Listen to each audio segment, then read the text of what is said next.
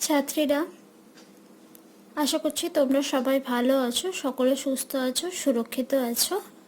আজকে আমাদের ক্লাস শুরু করছি। গতদিন তোমাদেরকে আমি 15 নম্বর অঙ্ক পর্যন্ত দেখিয়েছিলাম। আজকে 16 নম্বর অঙ্ক থেকে করব। 16 নম্বর অঙ্কটা কি বলেছে আগে সেটা পড়ে নেব। একটা সমবাহু ত্রিভুজের প্রত্যেকটা বাহুর দৈর্ঘ্য 1 মিটার বৃদ্ধি করলে ত্রিভুজটার ক্ষেত্রফল √3 বর্গমিটার বৃদ্ধি পায়। তাহলে সমবাহু ত্রিভুজটার বাহুর দৈর্ঘ্য কত নির্ণয় করো। তোমরা বুঝতে পারছো, প্রশ্নে আমাকে সমবাহু ত্রিভুজের বাহুর দৈর্ঘ্যর ব্যাপারে কিছু বলে দেওয়া নেই। তাহলে আমি প্রথমে ধরছি সমবাহু ত্রিভুজটার প্রত্যেকটা বাহুর দৈর্ঘ্য x মিটার। আমি এখানে একটা সমবাহু ত্রিভুজের ছবি এঁকে নিয়েছি, যার প্রত্যেকটা বাহুর দৈর্ঘ্য ধরে নিলাম x মিটার। তাহলে সমবাহু ত্রিভুজের ক্ষেত্রফল, তার সূত্র কি না √3/4 গুণিতক বাহুর হোল স্কোয়ার। বাহু মানে এখানে কত, x মিটার। তাহলে আমি বাহুর জায়গায় x মিটারটাকে পুট করলাম। তাহলে আমার ক্ষেত্রফল কত দাঁড়ালো, √3/4 x² বর্গমিটার হলো। এইবার আমাকে বলেছে যে যদি সমবাহু ত্রিভুজের প্রত্যেকটা বাহুর দৈর্ঘ্য 1 মিটার করে বৃদ্ধি করা হয়। আমরা জানি সমবাহু ত্রিভুজ, তার মানে প্রত্যেকটা বাহুই, তিনটে বাহুর প্রত্যেকটা বাহুরই দৈর্ঘ্য সমান।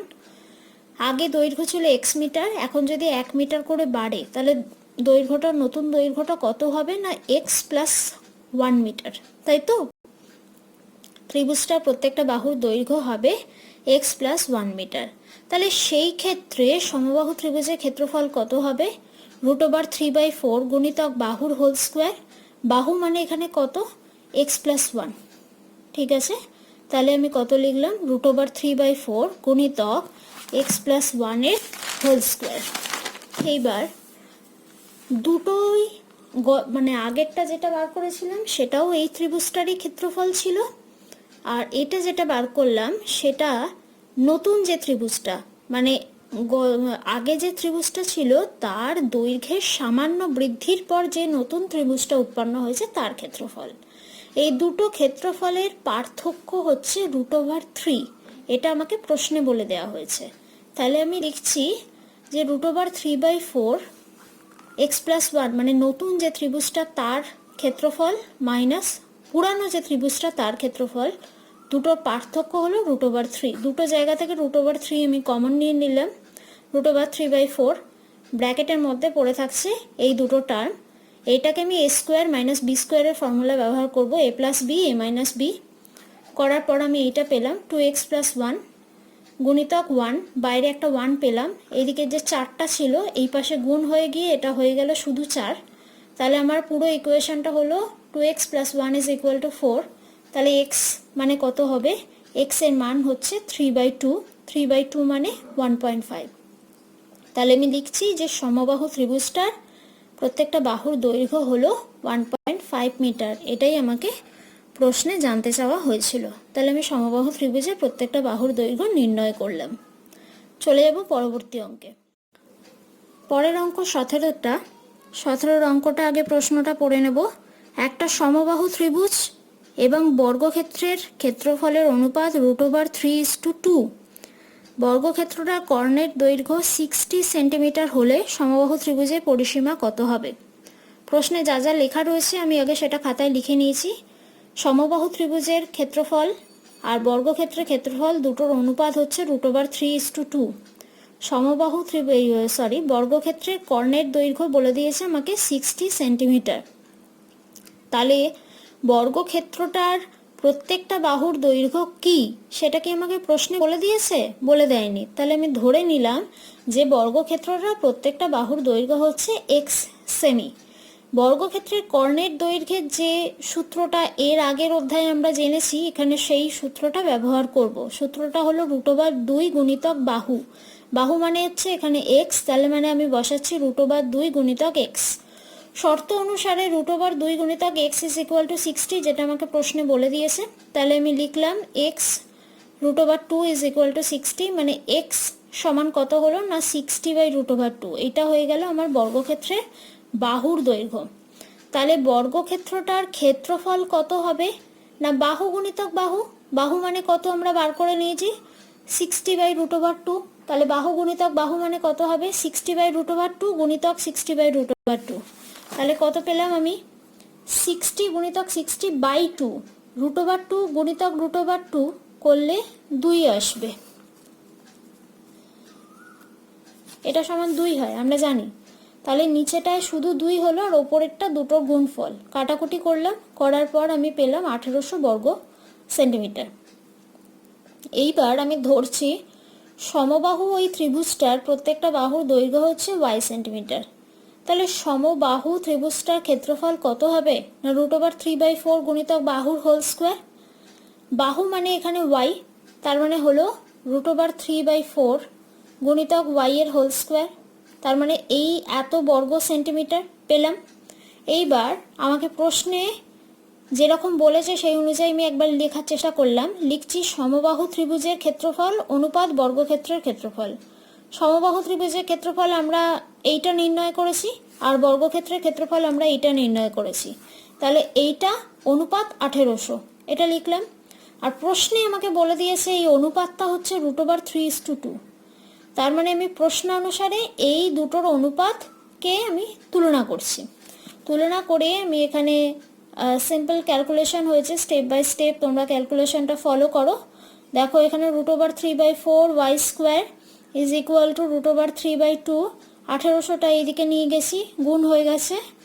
আচ্ছা y স্কোয়ার থাকছে, √3/4টাকে এই দিকে নিয়ে এলে ভাগ হয়ে গেছে, ভাগ হয়ে যাওয়ার ফলে ওটা উল্টে গেছে, 4টা উপরে চলে গেছে, √3টা নিচে এসছে, কাটাকুটি করলাম, করার পরে আমার থাকছে y স্কোয়ার মানে 900 গুণিতক 4, 900 মানে 30 গুণিতক 30, 4 মানে 2 গুণিতক 2, তাহলে y square is equal two এইটা পুরোটা, তাহলে y ইজ ইকুয়াল টু 30 গুণিতক 2 মানে 60।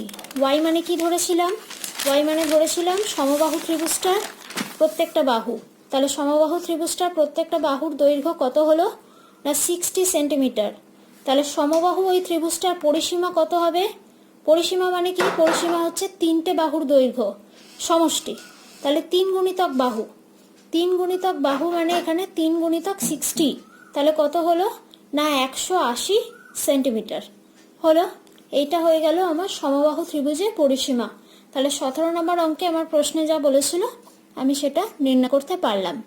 চলে যাবো পরবর্তী অঙ্কে, 18 নম্বর অঙ্ক।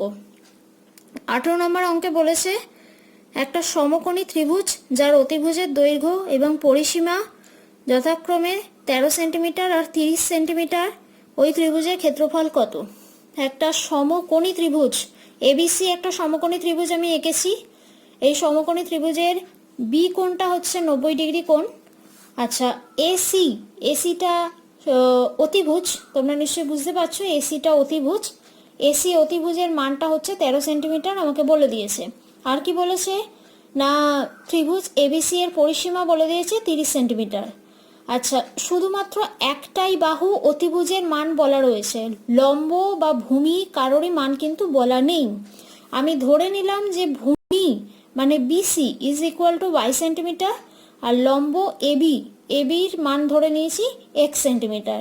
তাহলে ওই এবিসি ত্রিভুজের পরিসীমা কত হবে না 3টে বাহুর যোগফল, তাহলে AB plus BC plus AC, AB মানে x ধরেছি, বিসি মানে y ধরেছি আর এসি মানে দেয়া রয়েছে 13।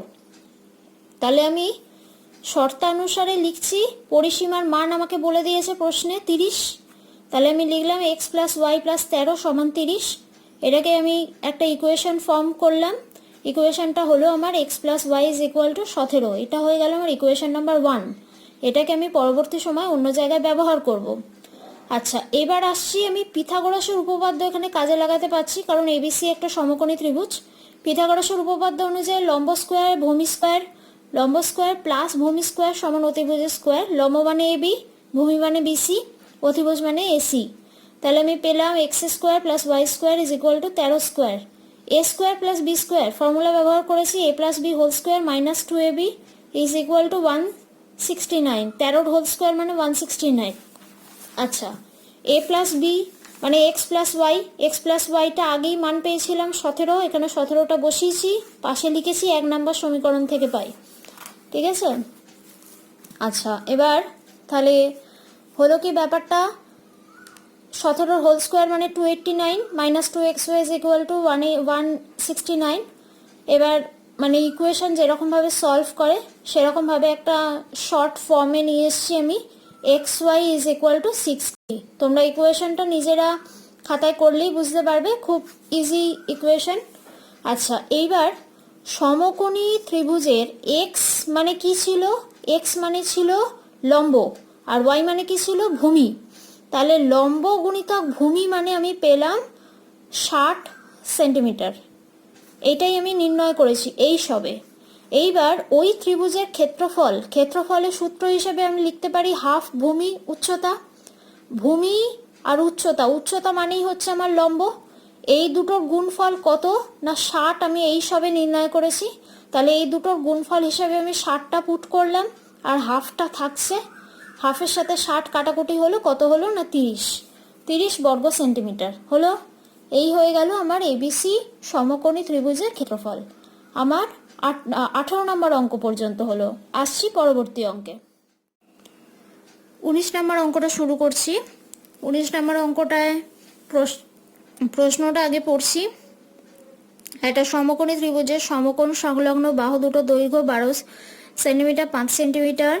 সমকৌণিক বিন্দু থেকে অতিভুজের ওপর লম্বের দৈর্ঘ্য হিসেব করতে হবে। আমি এবিসি একটা সমকোণী ত্রিভুজ এঁকে নিয়েছি। এবি বাহুর দৈর্ঘ্যটা হচ্ছে 12 সেন্টিমিটার। সমকোণ সংলগ্ন, এটা সমকোণ, এই সমকোণ সংলগ্ন দুটো বাহুর দৈর্ঘ্য দিয়েছে। এটা বড় বলে এটাকে লিখলাম 12 সেন্টিমিটার, নিচেরটা হচ্ছে 5 সেন্টিমিটার। সমকৌণিক বিন্দু মানে এই বি বিন্দুটাতে হচ্ছে সমকোণটা, তাহলে এই বিন্দু থেকে অতিভুজের ওপর আমি একটা লম্ব এঁকেছি, লম্বটার নাম দিয়েছি বিডি। লম্ব যেহেতু অঙ্কন করেছি তাহলে ডি বিন্দুতে নিশ্চয়ই একটা 90 ডিগ্রি কোণ উৎপন্ন হয়েছে, এটা নিশ্চয়ই বুঝতে পারছো। আচ্ছা, তাহলে আমি এখানে কি কি করছি না, এখানে প্রশ্নে যা যা লেখা আছে আমি খালি সেগুলো লিখেছি। দেখো, এবিসি একটা সমকোণী ত্রিভুজ, লম্ববাহু এবি, এবির মান হচ্ছে 12 সেন্টিমিটার, ভূমি বিসি, বিসির মান হচ্ছে 5 সেন্টিমিটার, অতিভুজ এসি, এসির মান কত আমি জানি না, আমি পিথাগোরাসের উপপাদ্য ব্যবহার করব। পিথাগোরাসের উপপাদ্য অনুসারে আমি লিখছি অতিভুজের স্কোয়ার সমান লম্ব স্কোয়ার প্লাস ভূমি স্কোয়ার। অতিভুজ মানে এসি, বুঝতে পারছো, লম্ব মানে এবি, ভূমি মানে বিসি। তাহলে AB square plus BC square. এবির মান বলা রয়েছে 12, বিসির মান বলা রয়েছে 5, হোল স্কোয়ার করেছি, করে কত পেলাম 169। 169 কার হোল স্কোয়ার না 13।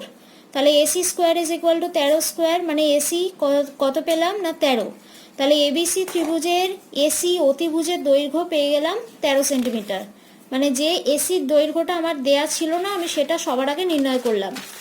এরপর আমি আচ্ছা, এরপর বাকি অংশটুকু দেখাচ্ছি। এবিসি ত্রিভুজের ক্ষেত্রফল, এবিসি একটা সমকোণী ত্রিভুজ ছিল, আগের পাতায় তোমাদের ছবিটা আমি দেখিয়েছি।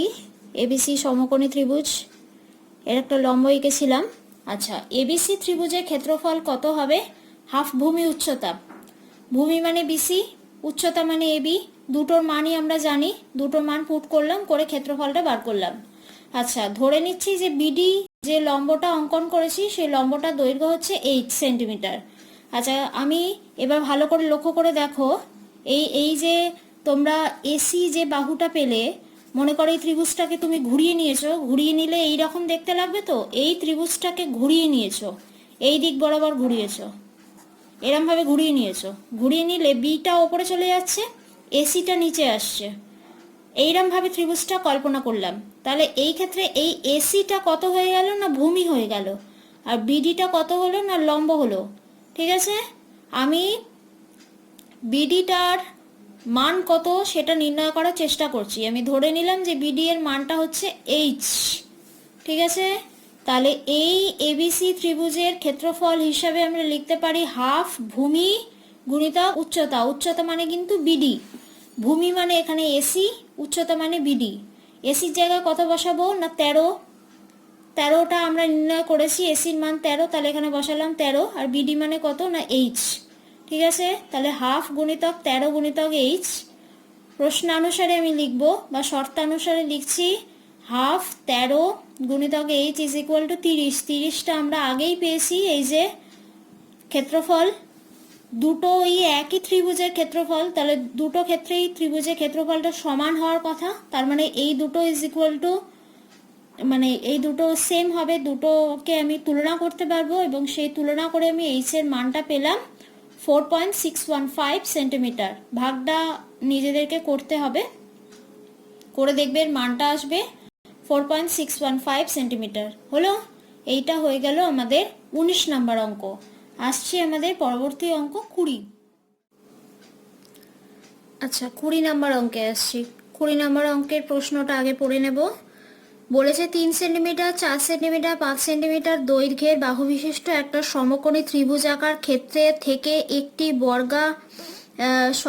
সর্ববৃহদাকার বর্গক্ষেত্রাকার এমন ভাবে কেটে নেওয়া হলো যার একটি শীর্ষবিন্দু ত্রিভুজের অতিভুজের ওপর অবস্থান করেছে।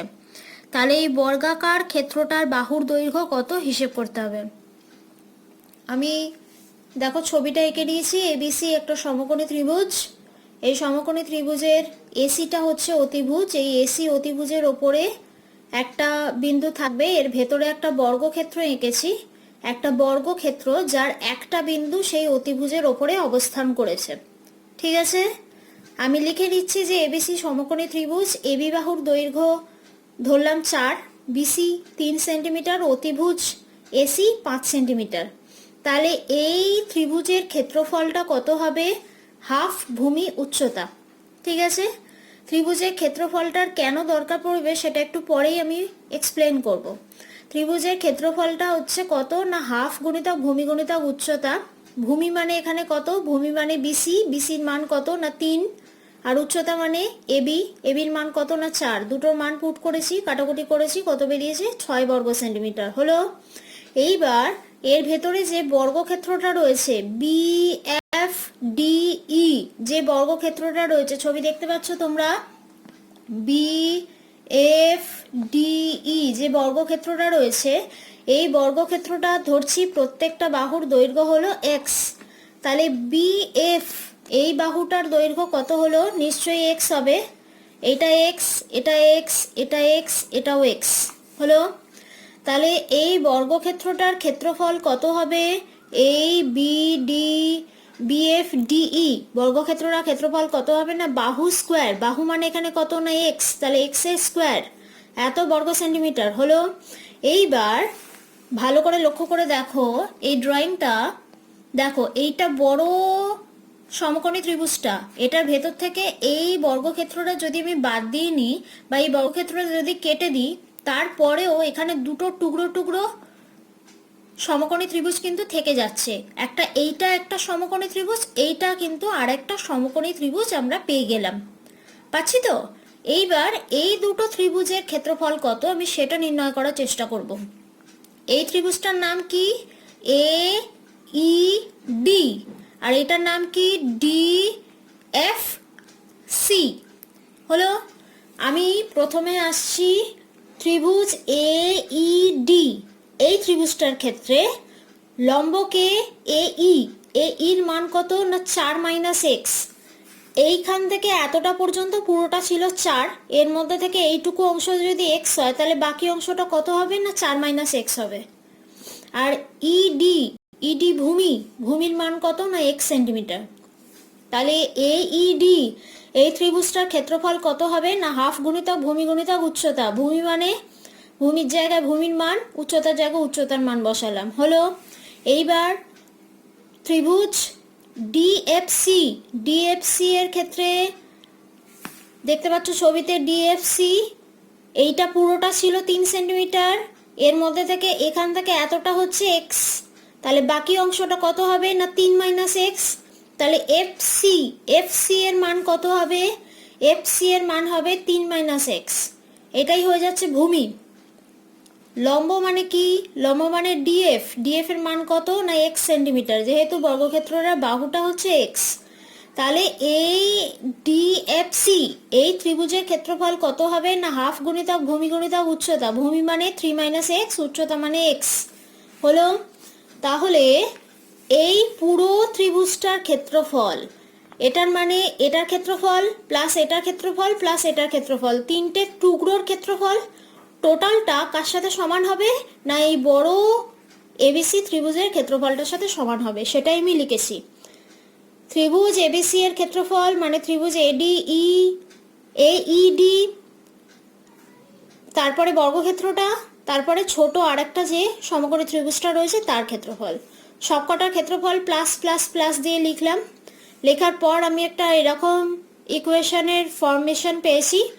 এইটার কাছে হাফ আছে, এটার কাছে হাফ আছে, এর কাছে কিন্তু হাফ নেই, ঠিক আছে। আমি এই দুটোর কাছ থেকে হাফকে কমন নিয়েছি, কমন নিলে ব্র্যাকেটের মধ্যে এই টার্মটা পাচ্ছি, হলো ব্র্যাকেটের বাইরে পড়ে থাকছে এক্স স্কোয়ার, ঠিক আছে। আমি এবার বাম পক্ষ ডান পক্ষ দুটোকেই 2 দিয়ে গুণ করলাম। 6-এর সাথে 2কে গুণ করেছি, হাফের সাথে যদি 2কে গুণ করি তাহলে হাফ আর গুণিতক 2 করলে 2 নিচের 2 ওপরের 2 কাটাকুটি হয়ে যাবে, তাই আর সেটা লিখিনি। ব্র্যাকেটের মধ্যে টার্মটা খালি পড়ে থাকবে। আর এটাকেও 2 দিয়ে মাল্টিপ্লিকেশন করেছি, তাহলে কত হলো না 2x²। পাশে লিখে দিতে পারো উভয় পক্ষকে 2 দিয়ে গুণ করে পাই, তোমাদের সুবিধার্থে হলো। তাহলে এই পুরো একটা ইকুয়েশন ফর্মেশন পেলাম। এই ইকুয়েশনটা করে আমি কি পেলাম না এইদিকে 12, এখানে পেলাম 7x - 2x² + 2x² +2 - 2 দুটো কেটে যাচ্ছে, থাকছে 7x = 12। তার মানে x = কত পেলাম 12/7, 12/7 মানে 1/5/7। তাহলে বর্গক্ষেত্রের প্রত্যেকটা বাহুর দৈর্ঘ্য কত হলো 1/5/7 সেন্টিমিটার হলো। এইটা হয়ে গেল আমাদের 20 নাম্বার অঙ্ক। এইটা আমাদের এই অধ্যায়টা শেষ হয়ে গেল। বাকি যে অঙ্কগুলো রয়েছে সেগুলো এমসিকিউ কোয়েশ্চেন আছে, তোমরা নিজেরা ট্রাই করো। যদি কোনো অসুবিধা হয় আমাকে জানিও, আমি পরবর্তী সময় তাহলে তোমাদের সাহায্য করার চেষ্টা করব। আচ্ছা, আমি আশা করব যে তোমরা প্রত্যেকেই অঙ্কগুলো বাড়িতে নিজেদের খাতায় করছো এবং ভালো করে প্র্যাকটিস করছো। এক একটা অঙ্ক বারবার করে প্র্যাকটিস করো, তাহলে দেখবে তোমাদের আরও সরবর হবে। সবাই ভালো থেকো, সুস্থ থেকো, এই বলে আজকে ক্লাস আমি শেষ করছি। আগামী ক্লাসে তোমাদেরকে আমি নেক্সট অধ্যায়ের অঙ্কগুলো করানোর চেষ্টা করব।